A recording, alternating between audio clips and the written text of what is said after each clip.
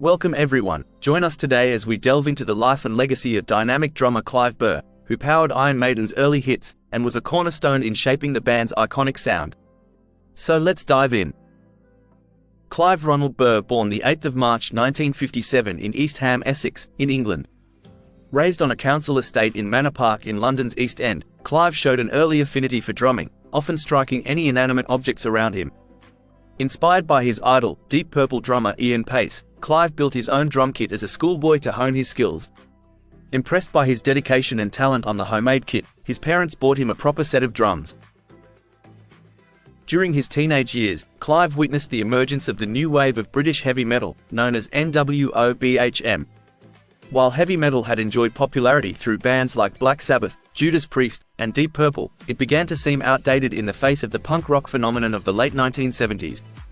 NWOBHM bands fused punk's aggression with heavy metal's power, creating an exhilarating new sound that would shape the future of heavy music. Clive joined the band Maya and later became a member of Samson, early pioneers of the NWOBHM genre. His drumming added a punk edge to their 1978 singles Telephone and Mr. Rock and Roll. Samson frequently played at the Bridge House, a pub in Canning Town run by former boxer Terry Murphy and a popular spot for EastEnders Iron Maiden. Iron Maiden's bassist, leader, and primary songwriter, Steve Harris, had formed the group in 1976 and continually adjusted the lineup to find the right combination to perform his compositions, which were rich in imagery from horror films, history, and mythology. In December 1979, Iron Maiden gained significant attention with their self-released EP, The Soundhouse Tapes, leading to a contract with EMI. However, drummer Doug Sampson was let go after recording just one track. On the recommendation of guitarist Dennis Stratton, bassist Steve Harris called in Clive, who was working as a runner in the City of London at the time. Clive delivered an impressive performance on Running Free, Maiden's first single for EMI, which became their top 40 debut. He joined vocalist Paul Di'Anno, guitarist Dave Murray, and Stratton to record the epic Phantom of the Opera and the rest of the band's debut album, which would go on to influence future American metal bands like Metallica, Megadeth, and Slayer. In 1980, Iron Maiden released their self-titled debut album, which reached number 4 on the UK Albums Chart.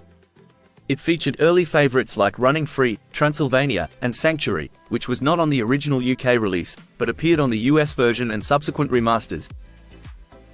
In the same year, Clive had gained international recognition. In July of that year, he was featured as Oh Boy magazine's Hunk of the Month. Fans and critics praised his inventive drumming on classic Iron Maiden tracks like Phantom of the Opera and Run to the Hills. They headlined a UK tour and opened for Kiss on the European leg of the Unmasked tour, also supporting Judas Priest on select dates. After the Kiss tour, guitarist Dennis Stratton was replaced by Adrian Smith in October 1980 due to creative and personal differences.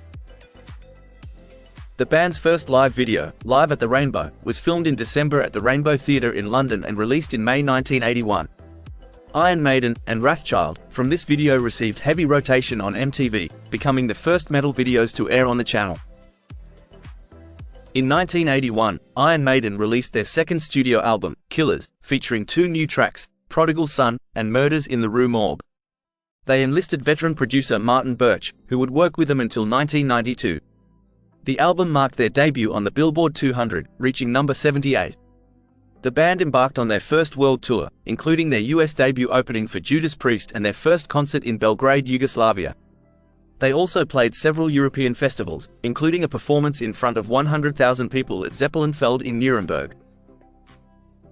By 1981, Paul Di'Anno's erratic behavior and drug use led to his dismissal after the Killer World Tour. Bruce Dickinson, formerly of Clive's band Samson, auditioned in September 1981 and was immediately hired. In 1982, Iron Maiden released The Number of the Beast, their first album to top the UK Albums Chart. It also reached the top 10 in several countries and number 33 on the Billboard 200. The band embarked on the Beast on the Road tour, performing 188 shows worldwide and headlining the Reading Festival. The album sparked controversy in the US over alleged satanic themes, ironically boosting their publicity. The Number of the Beast sold 2.5 million copies in its first year and 20 million by 2022. In December 1982, Clive was dismissed from Iron Maiden and replaced by Nico McBrain from band Trust. While Harris cited Clive's offstage issues were affecting his performance, Clive later felt he was unfairly removed. He denied rumors of overindulgence, telling Classic Rock that his habits were typical for Iron Maiden. Reflecting on their US tour, he said, "We were like school kids. The parties and attention were new to us, and we were just enjoying the experience." Clive had co-wrote songs Gangland and Total Eclipse, the latter appearing as a B-side and on various reissues of The Number of the Beast. After leaving Iron Maiden, Clive briefly joined the French band Trust, swapping places with Nico McBrain, and later played with the American group Alcatraz. He also featured in the NWO/BHM supergroup Gogmagog, which included ex-Iron Maiden vocalist Paul Di'Anno, future Maiden guitarist Janick Gers, ex-Whitesnake bassist Neil Murray, and ex-Def Leppard guitarist Pete Willis. Clive then formed Clive Burr's Escape, later Stratus, with former Praying Mantis members and future Uriah Heep vocalist Bernie Shaw, but the band disbanded after releasing one album, Throwing Shapes. He also collaborated with Dee Snider in his post-Twisted Sister project Desperado, which was derailed by issues with the record company. In the 1990s, Clive performed with British bands Elixir and Praying Mantis, appearing on the Praying Mantis live album Captured Alive in Tokyo City in 1996, though he did not become a permanent member of either band. In 1994, Clive was diagnosed with primary progressive multiple sclerosis, which severely impacted his drumming abilities. "I kept dropping things," he recalled. "I couldn't grip properly and struggled to hold onto my sticks." Despite his declining health, Clive stayed close to Iron Maiden members, who organized fundraising events to help cover his treatment costs, as he had accumulated significant debt. In 2004, Clive became the patron of the Clive Aid charity, which supported health programs and funded a modified Volkswagen Caddy, affectionately called the Clive-mobile, for his travel needs. Sadly, on the 12th of March 2013 in London, Clive died in his sleep just 4 days after his 56th birthday, due to complications related to MS. A funeral service was held on March 25 at the City of London Crematorium in London, England.